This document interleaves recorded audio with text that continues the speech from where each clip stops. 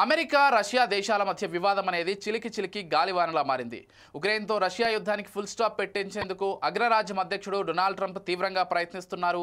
అయితే రష్యా అధ్యక్షుడు Vladimir Putin మాత్రం ఎక్కడా తగ్గడం లేదు. ఏదేమైనా జరగని తాను అనుకున్నది సాధించే వరకు ఎవరి మాట వినే సిచ్యువేషన్లో లేరాయన. అటు అమెరికా అధ్యక్షుడు ట్రంప్ కూడా ఎంత నచ్చజెప్పినా వినడం లేదు. ఈ నేపథ్యంలో రష్యా ఉక్రెయిన్ పోరులో అమెరికా ఆయుధం సంచలనం సృష్టిస్తోంది. ఈ ఆయుధం ఇంకా రణరంగంలోకి ప్రవేశించకుండానే మాస్కోను భయపెడుతోందని విశ్లేషకులు అంటున్నారు.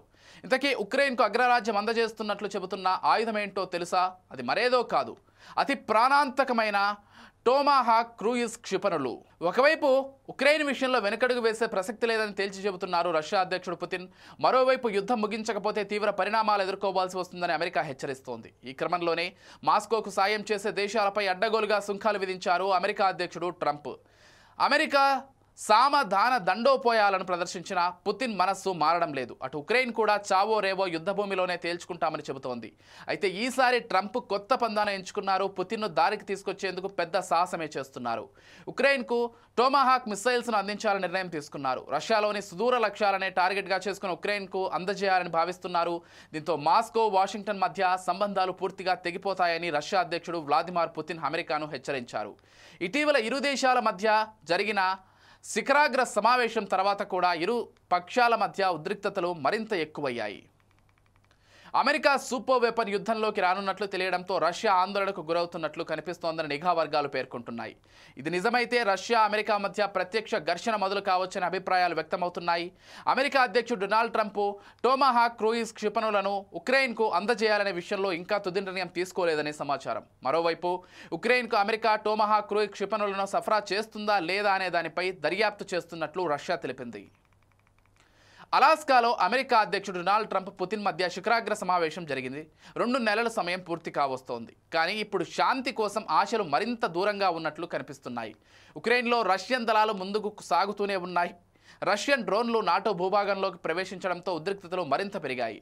రష్యాలో కొన్ని ప్రదేశాలను లక్ష్యంగా చేసుకుని దాడులు చేసే అంశాన్ని అమెరికా ఇప్పుడు నిశ్చితంగా పరిశీలిస్తున్నట్లు సమాచారం. ట్రంప్ పుతిన్ మధ్య మళ్లీ ఉద్రిక్తతలు చెలరేగాయి. తాను అధికారంలోకి వచ్చిన 48 గంటల్లోనే రష్యా ఉక్రెయిన్ వార్ను ఆపేస్తానని చెప్పిన ట్రంప్ ఆ దిశగా ఎన్ని ప్రయత్నాలు చేసినా అవి ఫలించినట్లుగా అయితే కనిపించడం లేదు. రష్యా చుట్టూ ఆంక్షల వలయం విసిరినా పుతిన్ దాన్ని ఛేదించుకునే వస్తున్నారు. ఇది అమెరికాకు రుచించడం లేదు. తాము చెప్పినా ఎందుకు వినడం లేదని ఆగ్రహంతో రగిలిపోతున్నాడు అమెరికా అధ్యక్షుడు ట్రంప్. ఈ నేపథ్యంలోనే ఉక్రెయిన్కు అమెరికా తయారు చేసిన టోమాహాక్ క్షిపణులు సరఫరా అయ్యే అవకాశం ఉందన్న వార్తలు వినిపిస్తున్నాయి. రష్యాలో సుదీర ప్రాంతాల దాడుల కోసం అమెరికా ఉక్రెయిన్కు టోమాహాక్ క్షిపణులను సరఫరా చేస్తే అది వాషింగ్టన్తో మాస్కో సంబంధాన్ని నాశనం చేస్తుందని రష్యా అధ్యక్షుడు వ్లాదిమిర్ పుతిన్ అన్నారు. అయితే ఉక్రెయిన్ లొంగ తీసుకోవడంలో విఫలమైనందుకు రష్యాను కాగితపు పులిగా అభివర్ణించారు అమెరికా అధ్యక్షుడు ట్రంప్.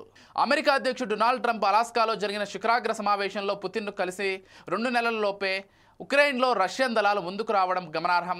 నాటో గగనతలంలో ఎగురుతున్నట్లు ఆరోపణలు ఎదుర్కొంటున్న రష్యన్ డ్రోన్లు ఇప్పుడు ప్రపంచంలోని అతిపెద్ద అణుశక్తిపై లోతుగా దాడి చేయడంలో ప్రత్యక్ష భాగస్వామ్యం గురించి మాట్లాడుతుండడం వంటి వాటితో శాంతి మరింత దూరంగా కనిపిస్తోంది. టోమాహాక్ అనేది US navy iconic sub sonic cruise క్షిపణి. ఇది 1970ల నుంచి అభివృద్ధి చేశారు. దీనిని ఓడలు, జలాంతర్గాములు, ల్యాండ్ లాంచర్ల నుంచి ఈజీగా ప్రయోగించవచ్చు. ఇది 1000 మైళ్ళ దూరంలో ఉన్న లక్ష్యాలను కూడా ఖచ్చితంగా ఛేదించగలదు. ఉక్రెయిన్ నుంచి వీటిని ప్రయోగిస్తే ఇవి మాస్కో, యూరోపియన్ రష్యాలోని చాలా ప్రాంతాలను సులభంగా చేరుకోగలవు. అయితే ఉక్రెయిన్ సాయుధ దళాలకు టోమాహాక్ క్షిపణులను ప్రయోగించడానికి ఎటువంటి మౌలిక సదుపాయాలు లేవు.